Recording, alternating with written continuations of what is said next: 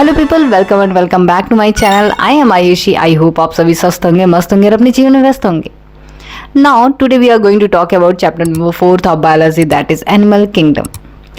In this unit, you know that very well. We are going to talk about 4 points. First is comparison between NEET and NEET 2026. Second is marking in NCERT. Third is weightage. What is the weightage of this chapter in NEET 2027? And fourth is predictions of questions which are coming in NEET 2027. That's all. So थोड़ा सा change हम लोग कर रहे हैं इस वाले सारे प्रोसेस में. चेंज क्या है उसमें? चेंज ये है कि हम लोग जब कंपेयर करेंगे 2026 एंड रीनी 2026 के बारे में, तो उसी समय हम जो है साथ ही में एनसीईआरटी को दिखाते हुए चलेंगे, शो करते हुए चलेंगे कि अच्छा इस पॉइंट से यहाँ से क्वेश्चंस बन रहे हैं. साथ में ही हम नीट 2025 को भी कंपेयर करेंगे और नीट 2024 को भी देखेंगे. तो हर एक जो पीवाईक्यू हम लोग देखने जा रहे हैं 2024 से लेकर के 2026 को, हम साथ में एनसीईआरटी को भी मार्क करते हुए चलेंगे कि ये क्वेश्चंस आ रहे हैं. यानी मार्किंग और कंपैरिजन दोनों हम साथ में करेंगे. इससे आपको ही बेनिफिट मिलेगा. इससे क्या होगा कि आप देख पाएंगे कि अच्छा इस पॉइंट से, इस टॉपिक से बार बार क्वेश्चन रिपीट हो रहे हैं और यहाँ से फिर से आने की प्रोबेबिलिटी बहुत ज़्यादा है. और फिर इसके बाद ये भी जान पाएंगे कि अच्छा यहाँ से क्वेश्चंस आ रहे हैं, इस साल पूछे गए हैं और ट्रेंडिंग में है, लेकिन अभी कुछ टाइम से रुका हुआ है, तो फिर आने की प्रोबेबिलिटी वहाँ से अब ज़्यादा है. तो अगर मैं नीट एंड री नीट 2026 में कंपेयर करने बैठूँ तो नीट 2026 तो 4 क्वेश्चन इस चैप्टर से कंटेन करता है, जो कि एज ऑलवेज वो ट्रेंड फॉलो कर रहा है. अगर मैं नीट 2024 की बात करूँ या नीट 2025 की बात करूँ तो नीट 2024 में भी 4 क्वेश्चन थे, 25 में भी 4 क्वेश्चन थे और नीट 2026 में भी 4 क्वेश्चन थे. लेकिन री नीट 2026 की अगर मैं बात करूँ तो इस चैप्टर से 3 क्वेश्चन आए थे. ओके, तो जो पहला क्वेश्चन आया था नीट 2026 में वो ये था कि जनरल कैरेक्टर दिया हुआ था, कौन कौन से फाइल थे, उसमें से तुम्हें इनकरेक्ट स्टेटमेंट फाइंड करना था. तो पहला जो स्टेटमेंट था वो बिलोंग करता था प्लेटिहेल्मिन्थेस से, दूसरा स्केलेंथेस से, तीसरा जो था इक्वाइनोडर्मेटा से और चौथा क्लास जो था वो क्या बोलते कॉन्ड्रिक्थीस से था और पांचवा जो था वो था रेप्टिलिया से था. तो यानी कि ये ढेर सारे स्टेटमेंट इन क्लास और जो है फाइलम के जनरल कैरेक्टर दे करके तुमसे इनकरेक्ट स्टेटमेंट पूछा था कि इनकरेक्ट स्टेटमेंट इसमें से क्या है. ओके, सेकंड जो क्वेश्चन आया था वो क्लास ऑस्ट्रिक्थीस के एग्जाम्पल्स कौन से हैं. 4 ऑप्शन दिए थे, उसमें से तुम्हें पता करना था कि ऑस्ट्रिक्थीस के एग्जाम्पल कौन से होंगे. ओके, फिर इसको तीसरा जो क्वेश्चन बिलोंग करता था वो जनरल स्टेटमेंट दिया हुआ था, मतलब जनरल कैरेक्टर दिया था 3-4 पॉइंट्स में और पूछा था कि ये कैरेक्टर किस फाइलम से बिलोंग करता. फाइलम नहीं दिया था उसने, फाइलम के एग्जाम्पल्स दिए थे. तो ये बहुत ही अच्छा क्वेश्चन उसने फ्रेम किया था. जब भी टफ क्वेश्चन के फॉर्म में हम जा रहे हैं, जैसे कि अभी तक हम देख रहे हैं कि एग्जामिनर्स का जो फोकस है कि वो टफ की तरफ जा रहा है, तो इस तरीके के क्वेश्चंस बनने की प्रोबेबिलिटी ज़्यादा है. तो आप इस पर थोड़े ज़्यादा फोकस करिए, यानी कि आपको फाइलम के साथ साथ उसके एग्जाम्पल्स भी जुबान पर रटे होने चाहिए. जो चौथा क्वेश्चन था वो पूछा था उसने फ्लाइटलेस बर्ड. तो पहली बात फ्लाइटलेस बर्ड सुन करके हमें याद आता है स्ट्रूथियो, लेकिन ऐसा नहीं था. उसने आगे लिखा हुआ था फ्लाइटलेस बर्ड जिसका फोरलिम्ब जो है मॉडिफाइड हो गया पैडल लाइक स्ट्रक्चर, जो कि हेल्प करता है स्विमिंग में. तो आपको भी पता है कि ऑस्ट्रिच जो है स्विमिंग करने तो नहीं जाएगा, तो इसी वजह से वो पेंगुइन से बिलोंग करता है जिसका साइंटिफिक नेम था एप्टिनोडाइट्स. ओके, तो ये सब जो है आपको बुद्धि में चलनी चाहिए. ऐसा नहीं कि बस फ्लाइटलेस बर्ड देख करके ही हम सीधे मार्क कर देने हैं. ओके, तो ये था नीट 2026 के क्वेश्चन. अब हम बात करते हैं री नीट 2026 के क्वेश्चंस के बारे में. अगर मैं री नीट 2026 की बात करूं तो इसमें से 3 क्वेश्चन आए होते हैं. 3 क्वेश्चन. ओके, तो 3 क्वेश्चन जो थे, 2 तो स्टेटमेंट बेस्ड थे. पहला स्टेटमेंट बेस्ड जो क्वेश्चन था वो था प्लेन ऑफ सिमेट्री से, ठीक है, जिसे इकाइनोडर्मेटा को ज़्यादातर कंसीडर करके वो बना था स्टेटमेंट. और दूसरा जो क्वेश्चन था वो था रेप्टिलिया, क्लास रेप्टिलिया से था. ओके, इसमें हमें बताना था कि इन दोनों में बताना था कि कौन सा स्टेटमेंट सही है, कौन सा गलत है, दोनों सही है, दोनों गलत है, इस टाइप का था. और जो तीसरा क्वेश्चन आया हुआ था वो था नॉन कॉर्डेटा के कैरेक्टर आए हुए थे.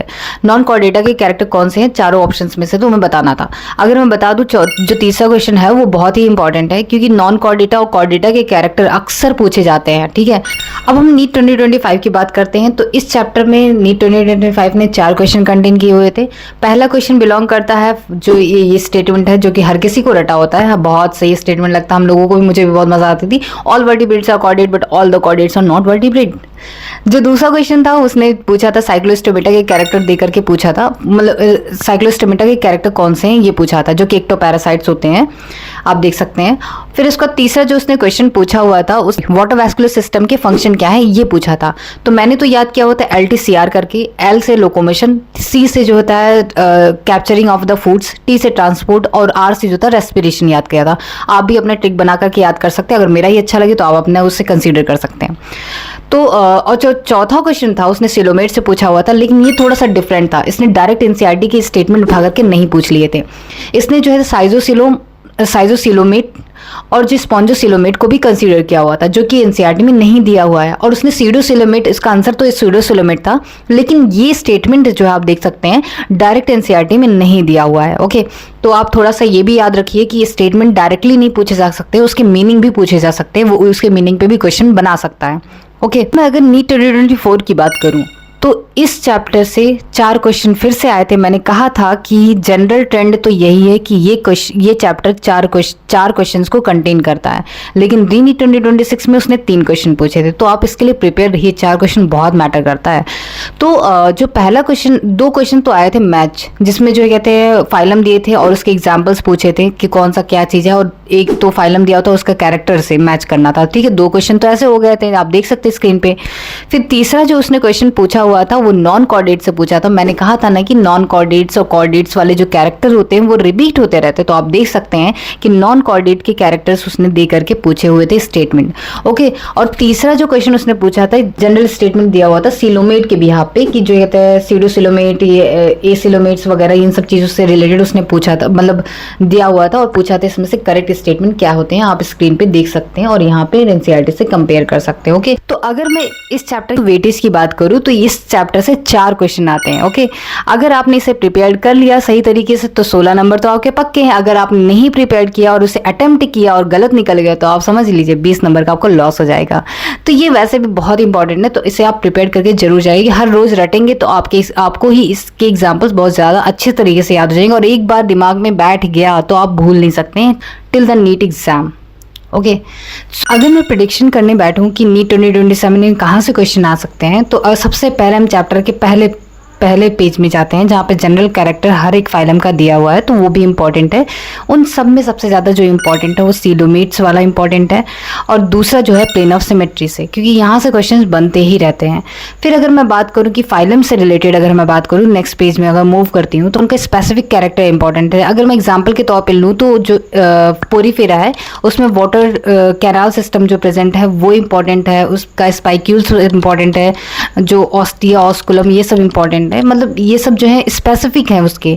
तो और ऐसे ही सीलेंट डेटा में अगर मैं बात करूँ तो हाइपोस्टोम वगैरह ये सब जो है उसके इंपॉर्टेंट है। अगर टीनोफोरा की बात करूँ बायोल्यूमिनस नेचर और जो है कॉम्प्लेट 8 कॉम्प्लेट्स जो है ये सब इंपॉर्टेंट है। तो मतलब हर एक फाइलम की मैं पूरा नहीं बता सकती हूँ क्योंकि ये शॉर्ट वीडियोज़ हैं, बहुत ज़्यादा लंबे नहीं कर सकते हैं। तो जो है हर एक फाइलम के जो है स्पेसिफिक कैरेक्टर है वो बहुत ही इंपॉर्टेंट है, तो वहाँ से क्वेश्चन आ सकते हैं। फिर जो मोस्ट इंपॉर्टेंट है वो कॉर्डेट्स का जो कैरेक्टर है, नॉन कॉर्डेट और कॉर्डेट्स की जो कैरेक्टर है वो मोस्ट इंपॉर्टेंट है। वहाँ से क्वेश्चन छूटने की प्रोबेबिलिटी बहुत नील होती है। कभी कभी ऐसा होता है कि एग्जामिनर उसे हटा देता है, नहीं पूछता, अगर लगातार पूछा जाता है तब नहीं पूछता, लेकिन हमेशा पूछा ही जाता है। फिर मैं बात करूँ कॉन्ड्रिक्थीस, ऑस्टिक्थीस और साइक्लोस्टोमेटा, ये तीनों जो क्लास हैं वो भी बहुत इंपॉर्टेंट है, इसके एग्जाम्पल्स भी बहुत इंपॉर्टेंट है, और बाकी सारे फाइलम के जो एग्जाम्पल्स हैं वो बहुत इंपॉर्टेंट है। एग्जाम्पल अभी से रटना शुरू करोगे अगर तुम लोग, लास्ट टाइम के लिए नहीं छोड़े इस चैप्टर को, अभी से रटना शुरू करो तो तुम्हारा इसमें बहुत बढ़िया पकड़ हो जाएगी, कमांड हो जाएगा, तो ये टिल द एग्जाम आप लोग भूलोगे नहीं। ओके, तो ये सब पूरा था मेरा, तो यहीं पे वीडियो एंड करती हूँ। अगर आई होप आप सभी को ये पसंद आया हो, अगर ऐसा है तो लाइक, शेयर, कमेंट और सब्सक्राइब करना नहीं भूलें। ओके, अगर कुछ रिकमेंड करना चाहते हैं तो आप कर सकते हैं, कुछ भी क्वेश्चन हो आप पूछ सकते हैं। Okay, bye bye.